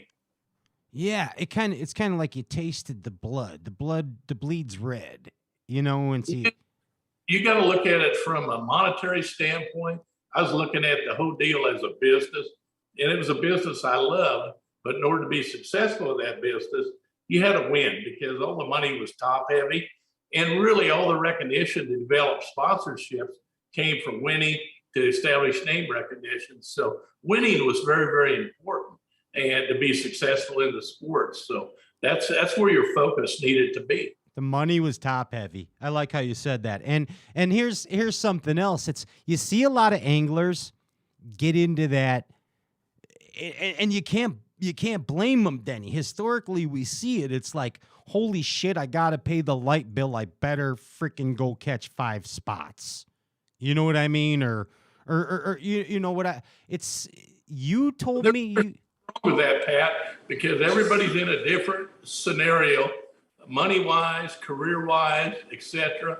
And when you're first starting out, there's nothing wrong with trying to get that consistency. But sooner or later, if you want to move to that next level, you got to win. So I understand both sides of the story. And like I say, I was real guilty of maybe taking it too far and ended up with some really poor finishes where I should have been a little more conservative in some tournaments. Yeah, but I think it's amazing that you said you just gave 0 Fs about anything but winning the whole time. Day one, that's what you did. Did you practice to find flipping fish most of the time? To find flip fish? Analyze the lake, whether it was high or low, what the conditions were, how much rainfall they had, whether there was going to be enough cover and enough dirty water where you could win it with a flipping and pitching technique, whether I thought it was going to take something else to win. And that's how I was going to fish it, with whatever technique I thought gave me the best opportunity to win. Now, obviously, I was going to try to force the flipping and pitching technique a little bit if the conditions allowed. Gotcha. Flipping's a tough deal, too. It's mentally tough. And you mentioned a little bit about messing with your competitors mentally. Give me an example of chirping somebody. Like, give me a way to psychologically do warfare on a fellow derber. How can you give me some warfare tactics from Denny Brauer. How can you mess with someone's mind? Oh, I don't do any of that, Pat. Come on, Uncle Den. Give us some sneaky Denny Brauer mental warfare. Come on. No, I just really don't do any of that, I'm doing it right now. Maybe have a few dozen of the wrong baits laying on the deck, or chew up a bunch of soft plastics on my own and throw them out there. But really, there's some things we don't need to go into. There's because it's so psychological, this freaking game of fishing. Like, I'm gonna give you an example. Your buddy Seth. There was a certain flipping bait. Actual flipping bait, not freaking bait, but flipping bait that Matthew Robertson and I were pretty fond of. And Fighter's like, that bait sucks. You're never going to catch nothing on that thing. It stinks. So here goes. Fighter's just cracking him on his bait, right? Doink it, doink it, doink it, doink, doink, doink. Told you that bait sucks. Might as well throw them all away.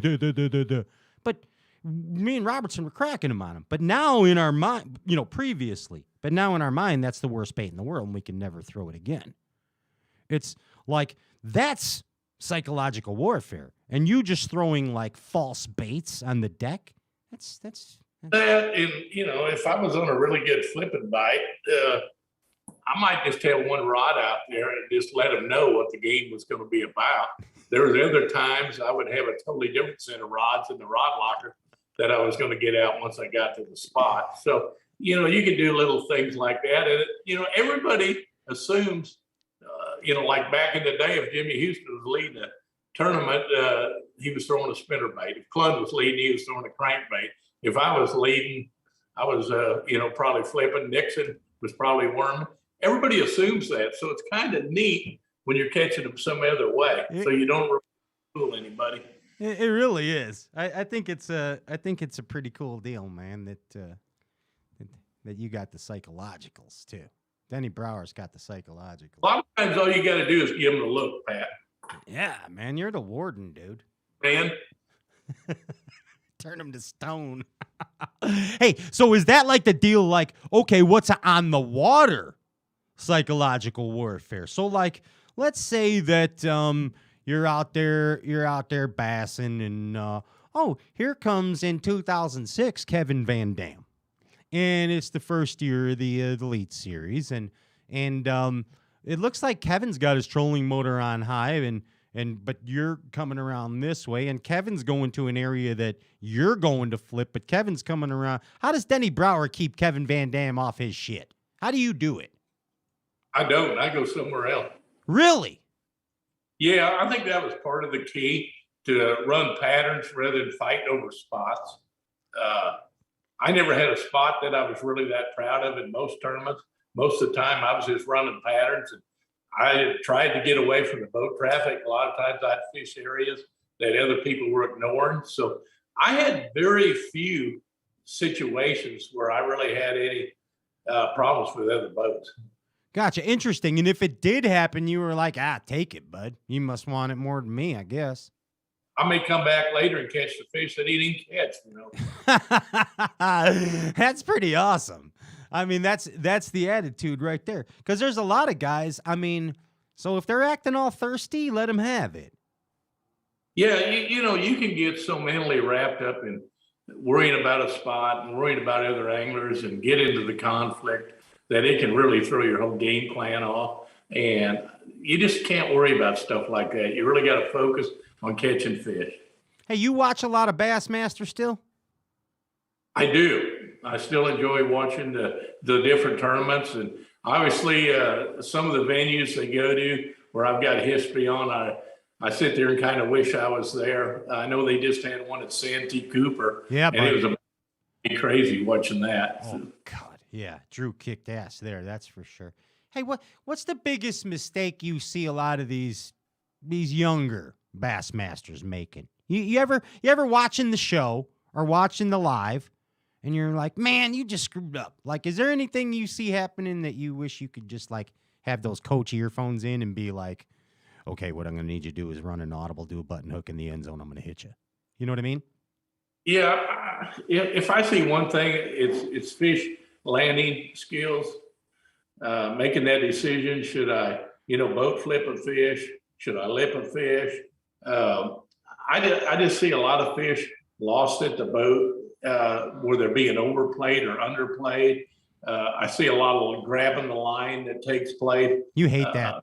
You hate grabbing the line. You hate grabbing the line. You're dead sticking the bait. All he's got to do is jerk his head sideways and you pull the lure right out of him. I see a lot of the crossover with the rod, which a lot of times that totally moves the bait in the fish's mouth. Wait, what's that? Crossover with the rod? Where they swing the rod over to try to get the fish and swing it back, do all that like they're in a sword fight. I'm not big into any of that, but his own. But if it works for him, fine. But all I'm saying is that's one area that I do see a lot of the guys where they could improve a little bit is on the fish management once they get the fish hooked. Okay, so from what I took from that is don't grab the line and keep the fish coming in the same direction. Exactly. Even if you got to lead him around the boat, but that crossover stuff, a lot of times all that does is forces the fish to come up and jump, moves the bait in his mouth, and you end up losing more fish because of it. Gotcha. Now, if you see that fish, say you got a jerk bait on, and he's just got one hook in him, that crossover is a good technique to try to get another hook in if that's the direction you want to go. But you're risking pulling that one hook out when you do that. Is that the number one reason you see anglers lose fish? Is that direction change, or is it not enough pressure on the fish? Is it? I just think it's a combination of things. I think that's something they really need to focus on, keeping that pressure on the fish, not letting him get slack, try to keep him from jumping. And definitely don't grab the damn line. Don't do it. Don't do it. Hey, when you were out there Durbin, like, be honest with me. Were there days that you were just like, I'm beat. I want to go to the house. This day sucks. I'm done. And how did you know? No, I never felt that attitude at all unless I was out of winning. In other words, if I really sucked the first day of the tournament and knew there was no coming back, I was ready to go to the next event and just pull up stakes and go. Then it became a deal to where, okay, I can't win anymore. I blew it on the first day. Let's see if we can salvage a check somehow. And that took all the fun out of it for me because you were no longer essentially fishing to win. Yeah, especially a guy like you. That's nuts, man.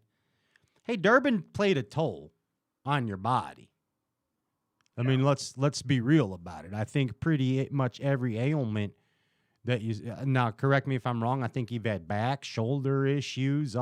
You're still in pain daily, aren't you, Denny? Tin cup helps.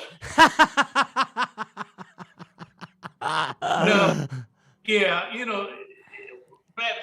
all that rough water over the years, I'm sure played a part. But I had a couple of freak accidents, and I ended up having 5 major back surgeries, 4 lumbar, 1 cervical fusion. Had 2 knee replacements. The same knee replaced where I tore it up on Toledo Bend and actually broke an artificial titanium knee, which you really got to work hard to do that. Only Denny Brauer. Complete titanium shoulder put in on my flipping shoulder. Heck so yes. I got a right titanium knee. I got a left titanium shoulder. And that's just a few of the major things. Of course, I had a virus attack my heart, which was the reason I retired. And yes. It took out, part of the heart capacity in that. So it made it a lot tougher being out there on them long days. So all those little things played a part, but shoot, I'm doing good and I feel good. And, I can still go fishing. That's the main thing. Yeah, it's amazing. That's for sure. And you're out there fishing all the time. But I got to say, I kind of think it's really freaking cool that you're like one of the best flippers of all time and you have a titanium shoulder. That's pretty badass. Well, I can still do what I need to do and still can set the hook. So yeah, you're like a $6 million man. You're like a robot flipper now. You're robo flipper. You're Denny Brauer robo flipper. You don't want to add up all the medical bills. Take away that first $1 million bass man, wouldn't it? Oh my goodness. Hey, but I mean, persevering, after all that. But the point is, tournament fishing, what were you at it, Denny? 46 years or something? 42? Yeah, I was at it a long time, that's for sure. That's a I still fish a few events, but the traveling, I think, is what I got burned out more than anything. Dragging a boat from one end of the country to the other and dealing with traffic and dealing with some of the logistics where we had to stay. And actually some of the venues we went to weren't that enjoyable, where now I fish when I want, where I want. I actually fish more now than I did when I was on tour because I'm not traveling all the time. When you go to an average tournament, you might be traveling 2 days there or 2 days back and have a dead day in between there somewhere. So those are days you're not on the water. Now I can be on the water whenever I want. Yeah, it's I like that too. I like the same thing, the same feeling. Hey, speaking of feelings there, I asked this to a lot of champions, and you won, I don't know, 17, 18, 19, 20, 24 times out there. Like, did you get those feelings? Like, did you have those victory feelings in the majority of those victories, Denny? Not in the majority of them, but it happened a few times where, before the tournament started, I'd just sit down and tell my wife and Chad when he was on the tour that I was going to win the event unless something really stupid happened, and you'd end up winning the event. You just felt that strong in everything you had going on. But there's so many variables. You don't know whether some other anglers have found the same fish. You don't know whether suddenly a weather pattern can change. I look at the one classic that I felt I was going to win the event, and then you had your dead day right before the event, and they dropped the lake 3 feet. I ended up, those fish totally swam away. So you never know. But yeah, you do get those feelings now and then. Sometimes they come true. And then I've had events where everything just kind of went the other way. And I ended up having a poor event when I thought I was going to win the event. It's and it seems to work that way sometimes for a lot of great champions. Like they say, I'll have a shit practice, but then all of a sudden they're out there come derb day and they're cracking them. Seems to happen. Yeah, I think a lot of it's making the right decisions and just having a lot of confidence in your ability. And if you've got confidence in your ability, a fish is a fish from one end of the country to the other. And normally you can make something happen. Hey, yeah. What technique do you hate the most? Hate's a strong word, but what technique do you just hate the most? I think when I was fishing the tournaments full time, Pat, it was finesse fishing. Not that I didn't do it.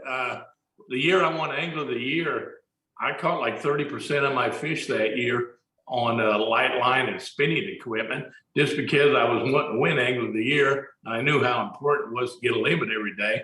So once in a while, I'd have to get out the spinning rod and the tube and, fill a limit that way. But I hate doing that because I knew I probably wasn't going to win. I was catching little fish doing it.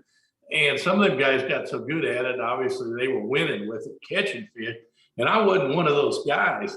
And so after I retired, and we moved down here to this Clearwater Lake, Lake Amistad, I decided I was going to learn how to drop shot and be halfway good at it.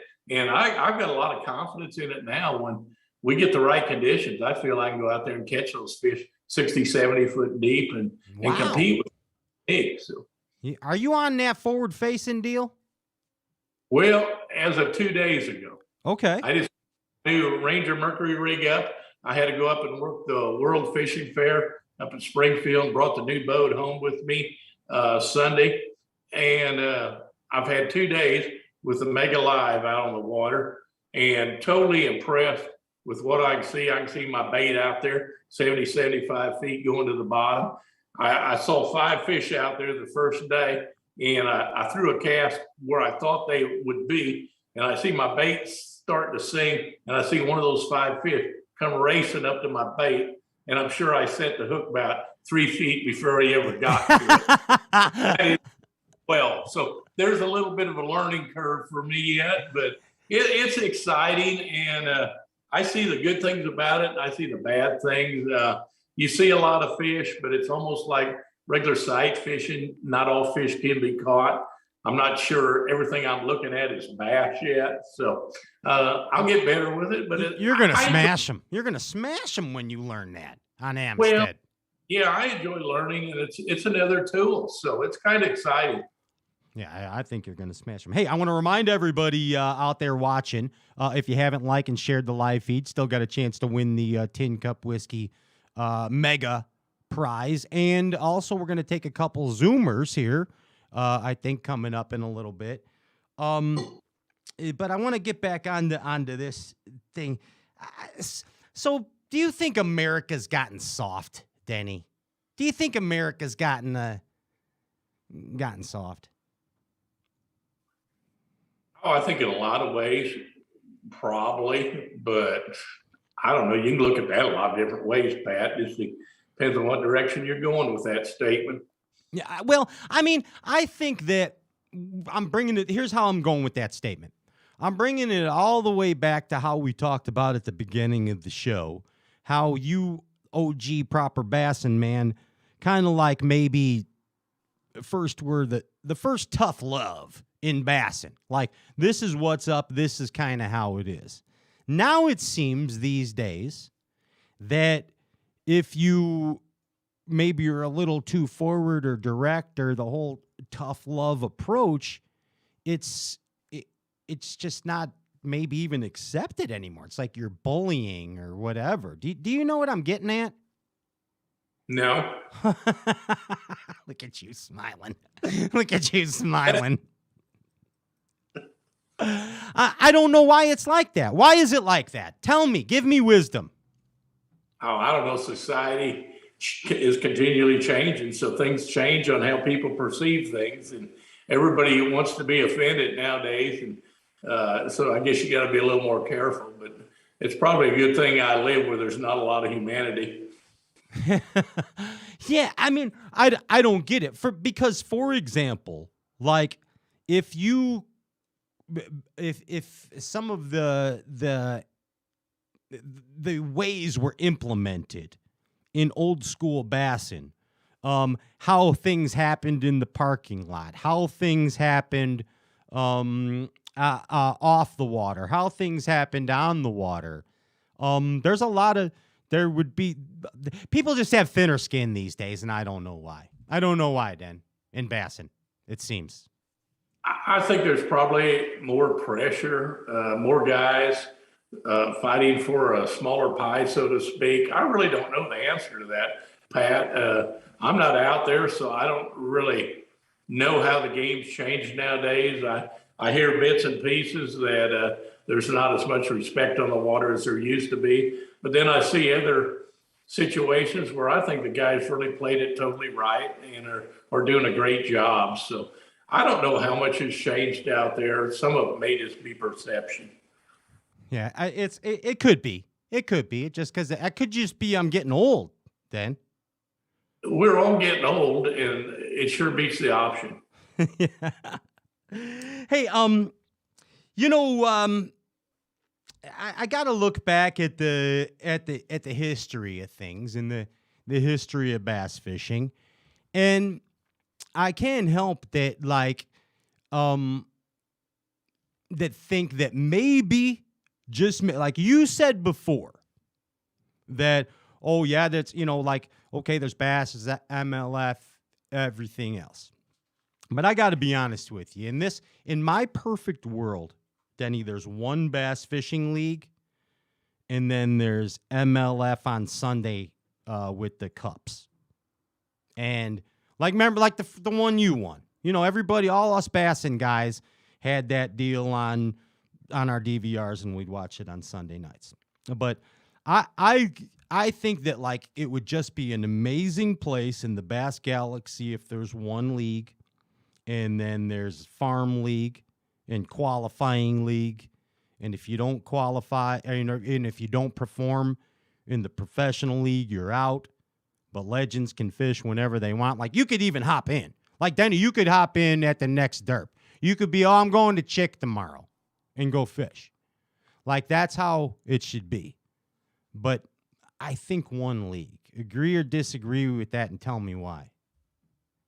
I think in a perfect world, yeah, that might be the way to go. I just don't think we're there yet.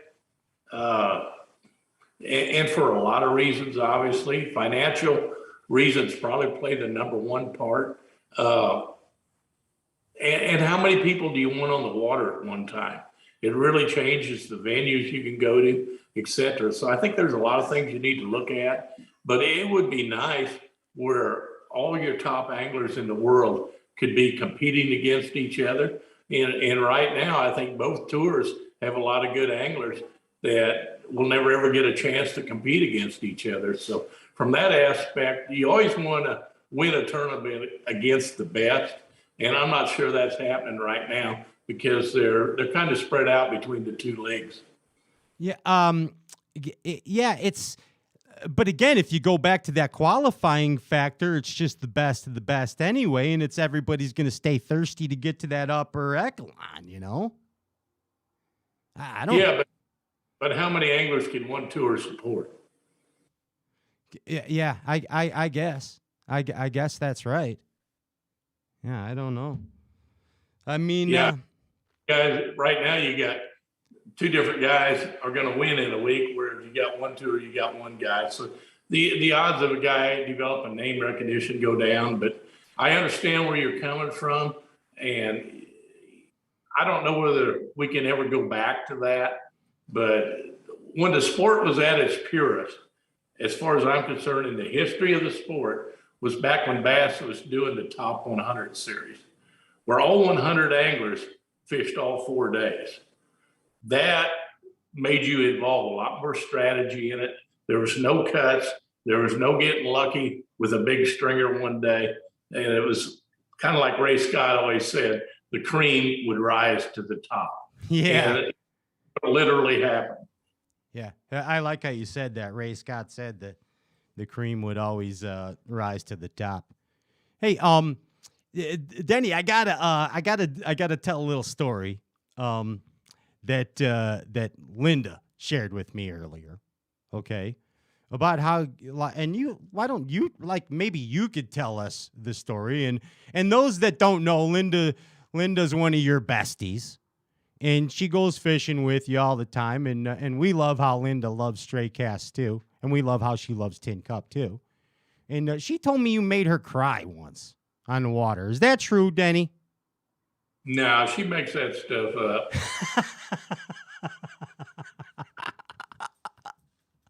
Yeah, I mean, we were talking about tough love. We're talking about being tough on people and telling them like it is, and we hear you're out there fishing with Linda, and you let her have it one day. You're the warden, bud. Well, I'm sure I probably did. Linda's husband, before he passed away, was a good friend of mine, and he never ever cut her any slack. So when she started to fish them with me, I figured, why should I? Yeah, and she's a tough cookie too. I mean, I could tell she's a proper bassin gal in her own right, because she told me that she let you have it back one time because you were out there, you guys were throwing some jigs out there, and she got hung up, and you're like, gosh dang it, you're hung up again. She's like, hey, you got 500 of these things with your picture on them in the garage, and you're going to yell at me about hanging up a dang bait?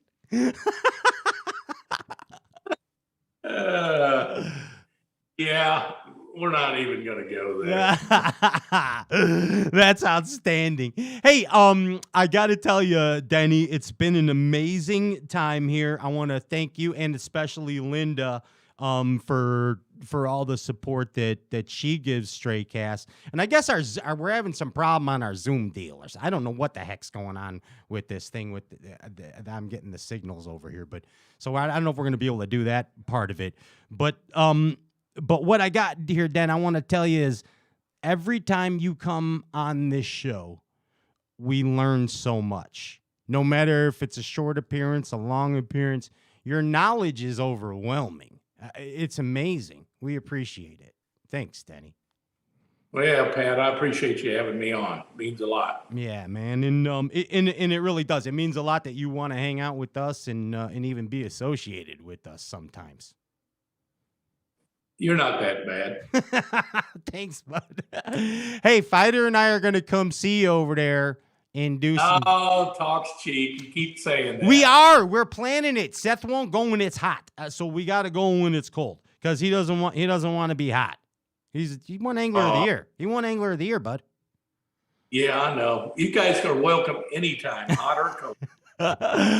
Hey, Denny, again, thanks for all the support.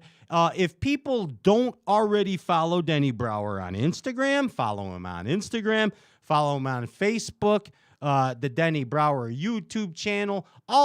You want to just do something, Google Denny Brauer, you'll get in a wormhole of bass and goodness. And once again, Bass Galaxy, give it up for the legend, the icon, Denny Brauer. Thanks, Uncle Den. Thanks, Pat. Talk to you soon. Peace. All right. A lot of knowledge there. Wow. Yikes. Holy crikeys. That was absolutely outstanding. I learned 3 things tonight. Just 3. Just 3 things. That's all I did. What are you doing now, Ginge?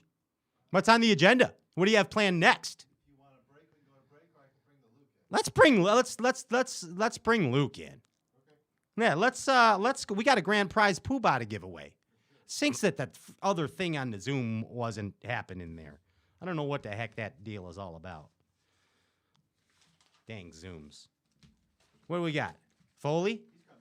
Dun, dun, dun, dun, dun, dun, dun, dun, dun. Do, do, do, do, do. Denny Brauer taught us lots of things. What the heck is that? Uh-oh. Is that 10-year? Is that 10-year music? I hear it. Oh, my God. There's no way this guy's coming back on. He ain't going to make it. There's no way that Courtney and Luke are going to make it back on here tonight after being on the 10-year all night. It's been how long has this been this show? 8's 10, been 2 hours. Oh, wait, there they are. Holy cow, you made it. I'm back. Yeah, I brought my pencil. Give me something to write on, man. That's right. Hey, how you doing? Good. I think I might be ready for bed, but other than that, I'm all right. You both look very pie-y. Is pie-y a word? You look very pie-y. Pie-y. I What does that even mean? I think he says we want a piece of pie. No, you're There's a pie over there on the counter. His world history. See the globe right there, bud? Yeah, Hey, did you guys enjoy the Denny Brauer show? absolutely. Yeah. That's a lot of knowledge in one spot right there, Luke. Sure is. Yeah, tomorrow you Sure better is. rewatch it so you remember some stuff. Oh, I definitely am. I'm definitely going to rewatch it. Hey, Courtney, are you ready to catch bass yet? I was on the boat on, what was that, Sunday, actually. Sunday. Oh, you were on She the did boat not- Sunday. Yeah, Yeah. she didn't cast the lure. Yeah. Yeah, but, Ryan and I went to look at the pelicans.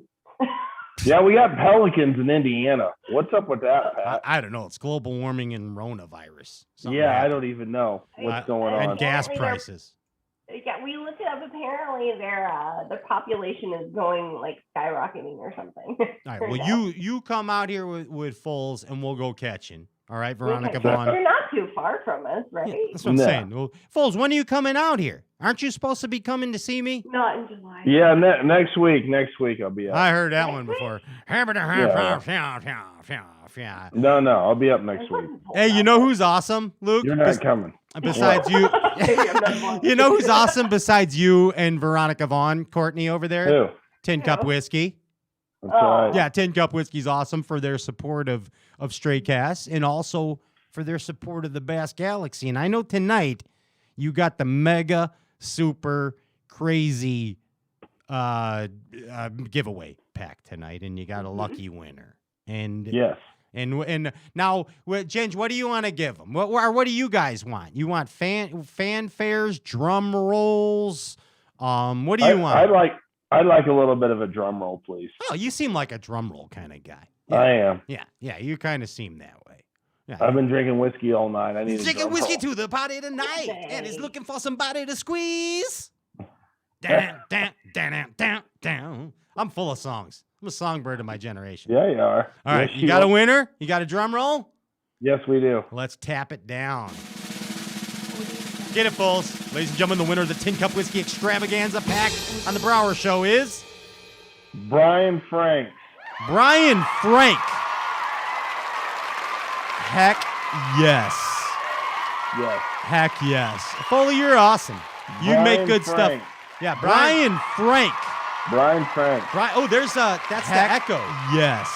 Oh, I like when it does this sometimes. Yes. Foley, you're awesome. Want a whole You lot make of good love? stuff. Ah, you want a whole lot of love? I was trying to get the echo going again, like Zeppelin. Hey, It Foles, worked. you make stuff Yeah. happen. You make stuff happen. You spoke to a Straycast viewer, I believe correct me if I'm wrong, Mike? Yeah. Mike Groves? Groves. Groves. Groves. Former Durber bud of yours. I drew him in a tournament back when I fished the Bass Opens. Happens to be a Straycast viewer. We made him mad because he didn't get a prize, but we made it up. We did. Mike's awesome. We appreciate Yes, he him watching the show every week. And the reason I bring that up is, like, you made a big deal in Mike's life. Like, you hooked him up, and I know you made Mike happy. And you make a lot of people happy, Luke. And that's a big deal. So Bass Galaxy, give it up for Luke Foley, for Courtney, and the magic of Tin Cup Whiskey, the official brown liquor of Bassin. That's pretty cool, man. And thanks for hooking up Mike Gross over there, bud. That's pretty cool. Taking care of Yeah, that. he's a good dude. He's an old friend. Yeah, man. Hey, well, you guys rest up. Hit the satchel. Stay cool like the other side of the pillow. Don't take wooden nickels, and don't eat at restaurants named Moms. Okay? Yeah, that's my advice for today. Thank you, Pat. Yeah. Hey, let's close. I got an idea. Let's close with a song. All three of us. Okay, what song is this? It's called the Stray Cast sponsor song. Oh yeah, hold on. I'm gonna need a guitar for this. Hold on, I'll be right back. All right. I just happen to have one right here. Wonderful.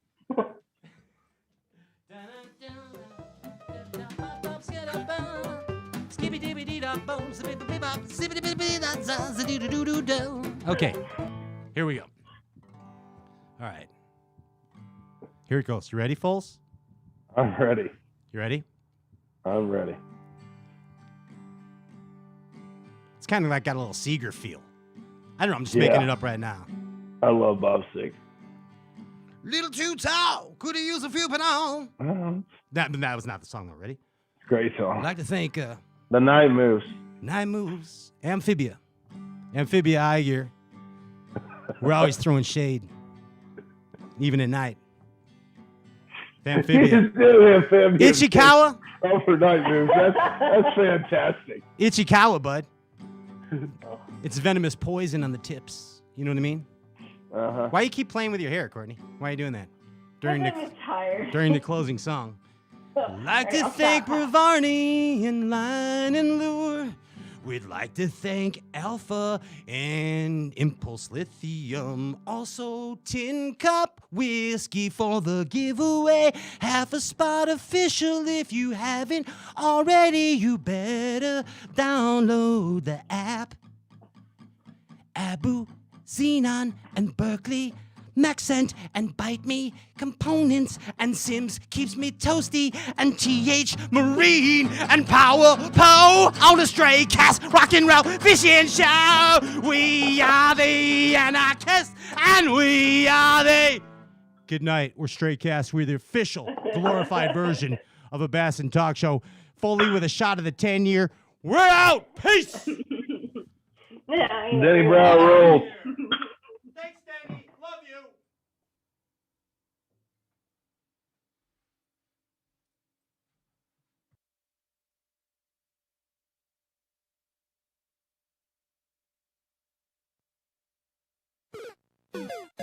you.